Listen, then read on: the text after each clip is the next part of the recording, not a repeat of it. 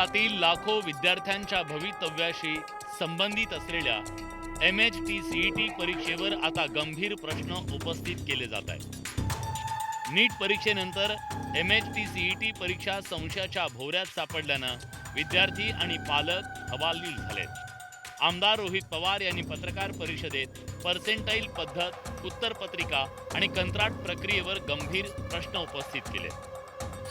MHT-CET online परीक्षेत गैरप्रकार झाल्याचा मुद्दा उपस्थित करण्यात आलाय।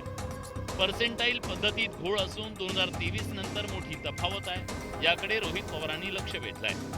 200 पैकी 104 गुण तरीही 9 पर्सेंटाईल ही गंभीर बाब आहे। उत्तरपत्रिका द्यायला नकार दिला जातोय, पैसे घेऊन पर्सेंटाईल वाढवल्याचा आरोप रोहित पवारांनी केला। नॉर्मलायझेशन आणि पर्सेंटाईल याच्यामध्ये घोळ केला जातो, याच्यामध्ये फसवणूक केली जाते। MPSC मध्ये नॉर्मलायझेशन असते आणि CET मध्ये पर्सेंटाईल असते। या मुलाला 104 मार्क पडले, मग 200 पैकी 104 मार्क पडून सुद्धा त्याचं पर्सेंटाईल आलं 9। मग मुलगा आणि वडील गेले कुठं CETचा प्रमुख कार्यालय, त्यांनी म्हणलं की आम्हाला हा फॉर्म्युला द्या। तिथल्या अध्यक्ष आणि अधिकारी म्हणाले आम्ही देऊ शकत नाही। ते म्हणाले का देऊ शकत नाही? हे कॉन्फिडेन्शियल गोष्ट असते, आम्ही देऊ शकत नाही। रोहित पवारांच्या म्हणण्यानुसार काही विद्यार्थ्यांच्या 10वी 12वी आणि CETच्या निकालांमध्ये मोठी विसंगती आहे। अभ्यासू विद्यार्थ्यांना अपेक्षेपेक्षा कमी पर्सेंटाईल मिळत असताना कमी गुण मिळवणारे विद्यार्थी अत्यंत उच्च पर्सेंटाईल मिळवत असल्याचा आरोप त्यांनी केला। 3दा टेंडर झालं, 3दा TCS हे लोएस्ट होतं, 3दा ते कॅन्सल केलं आणि कसं तरी एड्युस्पार्कला त्या ठिकाणी ते काम देण्यात आलं। मग एड्युस्पार्कली काय केलं तर एड्युस्पार्कली ते काम दुसऱ्या एका कंपनीला दिलं।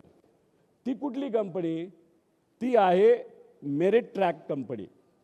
आता मेरिट ट्रॅक कंपनीचं रेप्युटेशन काय हे थोडंसं बघा। जम्मू काश्मीरमध्ये मेरिट ट्रॅकला हे ब्लॅकलिस्ट केलं गेलं। रोहित पवार यांनी परीक्षा घेणाऱ्या एड्युस्पार्क कंपनीवर सुद्धा गंभीर आरोप केलेत। 2023 पासून या कंपनीला सातत्यानं कंत्राट मिळत असून त्यामागे संगनमत आणि कार्टेल असल्याचा संशय रोहित पवारांनी व्यक्त केलाय।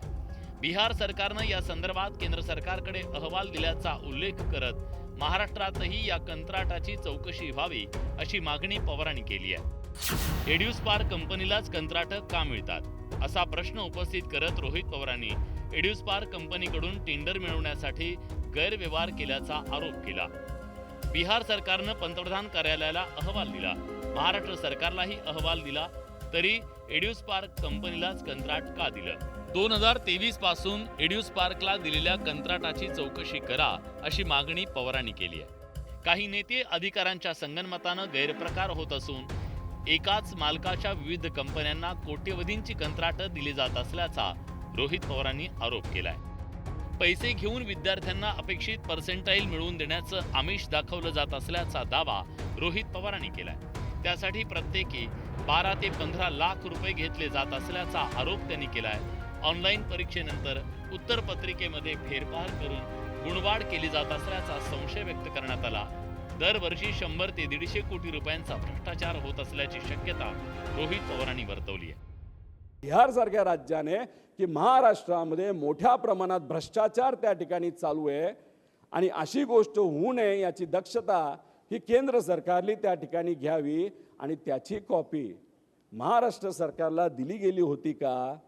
तर हो, ती कॉपी दिली गेली होती आणि ती देऊन सुद्धा या एड्युस्पार्क आणि त्यांच्या मित्र कंपन्याला तिथं कामं ही सहजपणे तिथं दिली गेली। रोहित पवार यांनी बेछूट आरोप करण्याऐवजी पुरावे द्यावेत अशी प्रतिक्रिया सत्ताधाऱ्यांनी दिली आहे। मी कुठलेही प्रेझेंटेशन वगैरे आज बघितलेलं नाही, पण यापूर्वी त्यांनी ज्यावेळेस आरोप लावले त्यावेळेस त्याचं उत्तर स्वतः MPSCने दिलेलं आहे आणि MPSCने त्या संदर्भात जरी 3 महिन्यांनी आरोप झालेला असला तरी पोलीस कंप्लेंट केलेली आहे आणि पोलीस चौकशीची मागणी स्वतः MPSCने केली। ऑफलाईन परीक्षा व्हायची तेव्हा पेपर फुटत नव्हता असा मुद्दा रोहित पवारांनी मांडला। एकंदरीत रोहित पवार यांनी केलेले सगळे आरोप अत्यंत गंभीर स्वरूपाचे आहेत। मात्र या आरोपांबाबत संबंधित परीक्षा प्राधिकरण, महाराष्ट्र शासन किंवा एड्युस्पार्क कंपनीकडून अजून अधिकृत प्रतिक्रिया आलेली नाही। त्यामुळे या प्रकरणाची चौकशी होते का आणि आरोपांमध्ये किती तथ्य आहे याकडे लाखो विद्यार्थी आणि पालकांचं लक्ष लागलंय। Bureau report, news 18 Marathi.